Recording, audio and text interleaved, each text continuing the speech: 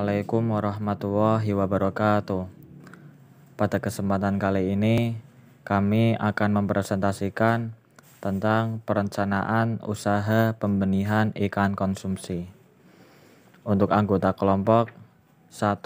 Nasrul Hidayat, 2. Abdul Aziz, 3. Muhammad Helmi Agus Salim, 4. Muhammad Hiban Pasha. Perencanaan usaha pembenihan ikan konsumsi. 1. Ide dan peluang usaha pembenihan ikan konsumsi.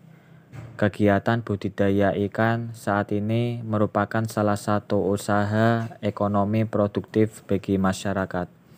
Segmen usaha budidaya ikan berdasarkan proses produksinya dibagi menjadi 3 kelompok, yaitu usaha pembenihan, pendederan, dan pembesaran ikan. Usaha pembenihan merupakan suatu tahapan kegiatan perikanan yang outputnya adalah benih ikan. Usaha pembesaran merupakan kegiatan perikanan yang outputnya adalah ikan berukuran konsumsi. Usaha pendederan merupakan kegiatan perikanan yang outputnya adalah benih ikan, tetapi ukurannya lebih besar dari output pembenihan. Komoditas usaha yang dipilih dalam kegiatan budidaya ikan sangat bergantung pada permintaan pasar, teknik operasional, serta implementasinya.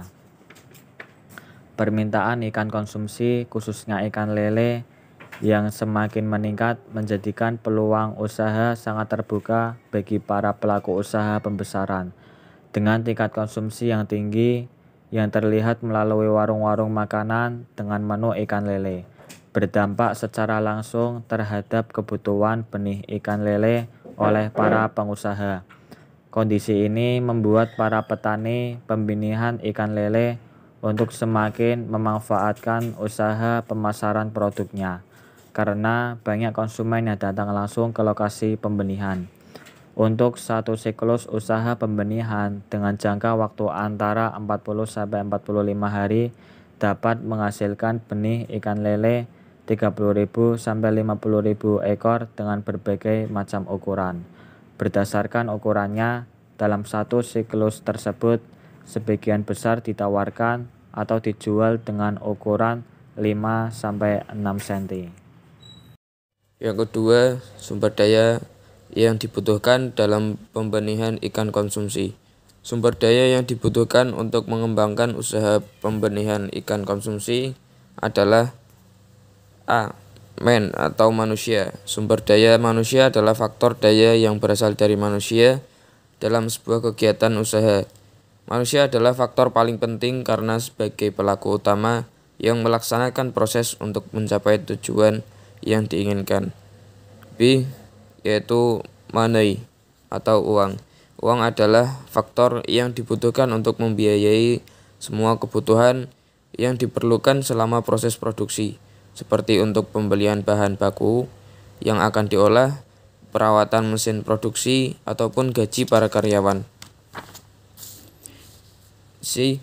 Yaitu material atau bahan. Material adalah bahan-bahan yang dibutuhkan dalam proses produksi sebuah usaha, terdiri dari bahan mentah, bahan setengah jadi, dan bahan jadi.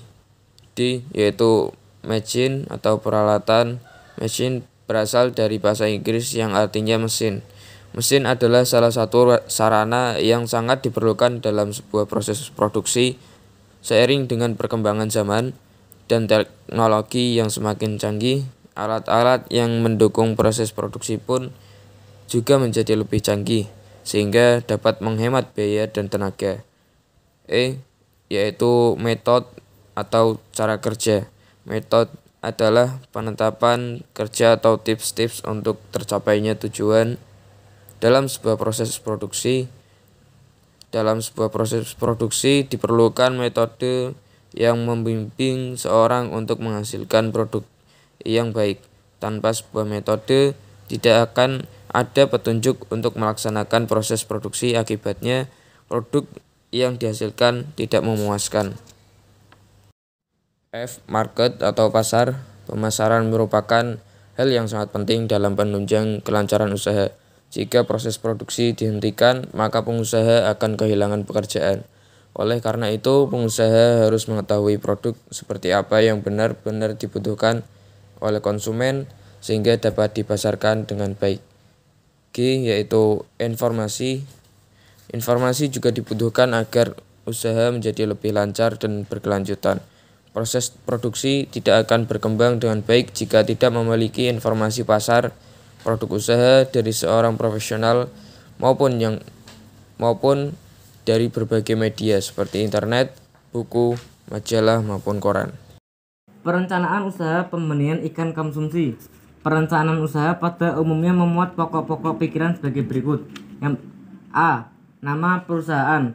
Pemilihan nama perusahaan harus dipikir baik-baik karena berdampak jangka panjang. Pemberian nama harus berorientasi ke depan, tidak hanya pada faktor-faktor yang kekinian. B. Lokasi. Lokasi terbagi atas lokasi perusahaan, lokasi pertokoan, dan lokasi pabrik atau industri.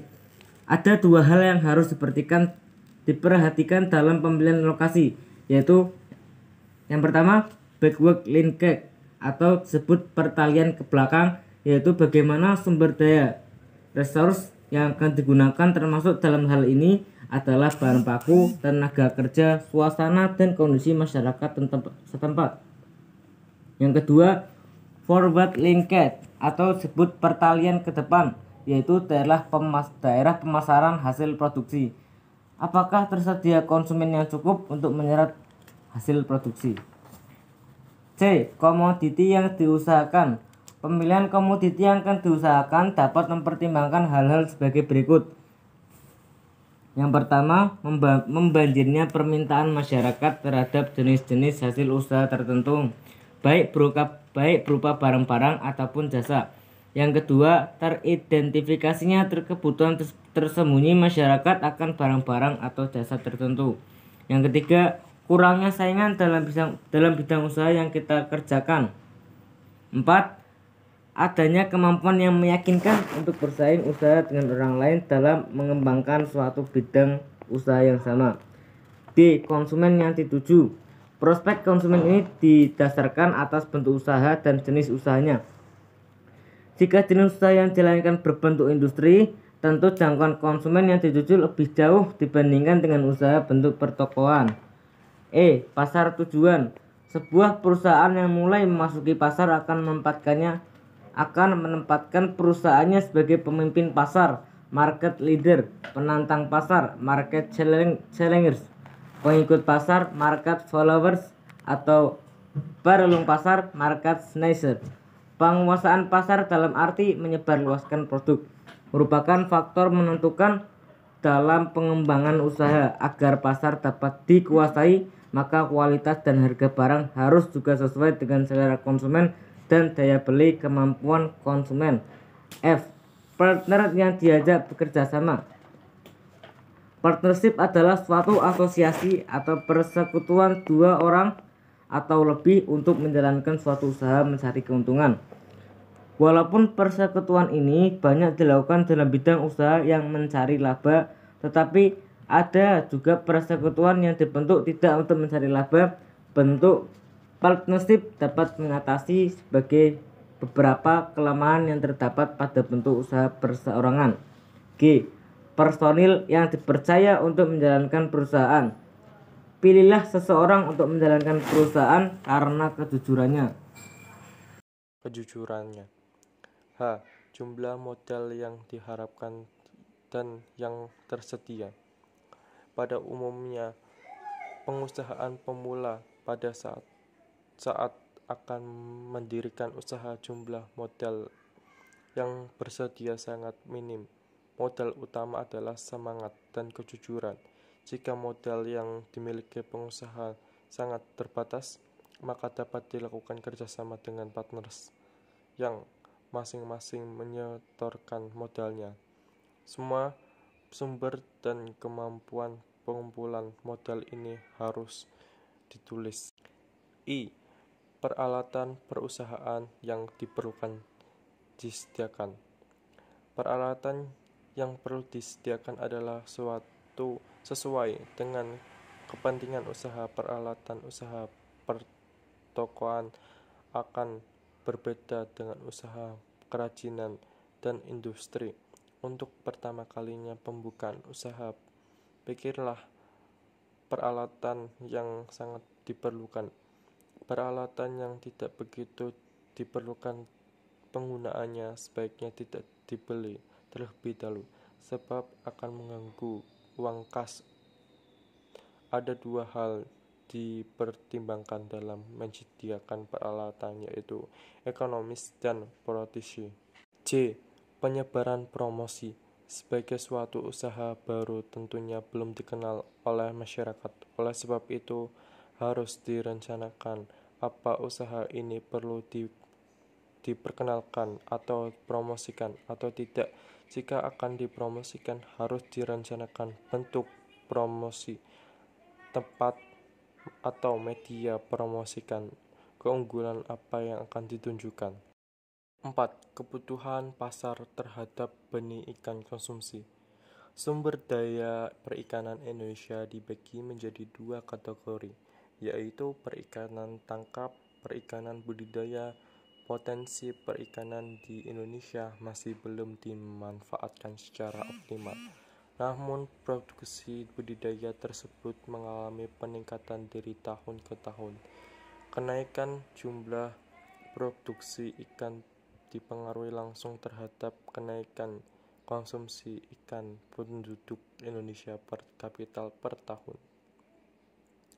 Tingkat konsumsi ikan penduduk Indonesia pada tahun 2001 sebesar 9,96 kg per kapita per tahun, meningkat menjadi 17,1 kg per kapita per tahun pada tahun 2005.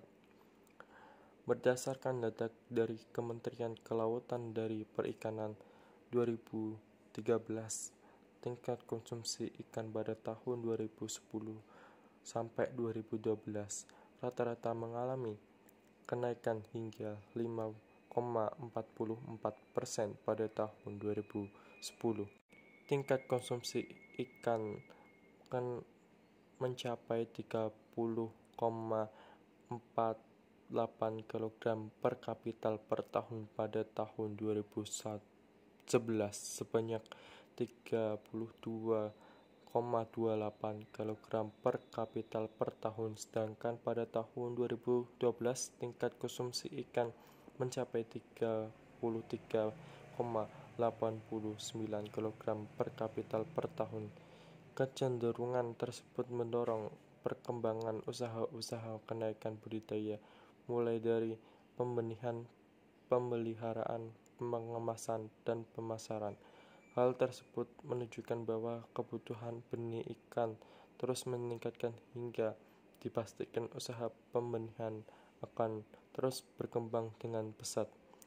Alasan lain menyatakan bahwa sebagian besar pembudidayaan ikan menganggap budidaya pembenihan ikan lebih menguntungkan dibandingkan pembesaran. Salah satunya usaha pembenihan ikan yang berkembang di Indonesia adalah ikan lele. Lele adalah salah satu jenis ikan yang bergizi tinggi hingga mampu mendukung asupan masyarakat untuk dikonsumsi. Ikan yang kaya omega 3. Lele merupakan jenis ikan yang digemari masyarakat, walaupun sebelum tahun 1990-an ikan lele belum begitu populer sebagaimana lezat, namun oleh warung-warung pecel lele menjadi makanan favorit yang masyarakat dan menyebar kemana-mana. Berdasarkan data Bank Indonesia 2010, dengan produksi benih per hari lebih dari 1.075 benih ikan lele membuktikan bahwa Kabupaten Boyolali menjadi salah satu sastra usaha pembenihan ikan lele di Indonesia. Namun jika dikaitkan dengan kebutuhan benih lele di wilayah ini mencapai lebih dari 300 benih per tahun. Saya ulangi, lebih dari 300 benih per hari, membuat peluang usaha pembenihan semakin terbuka.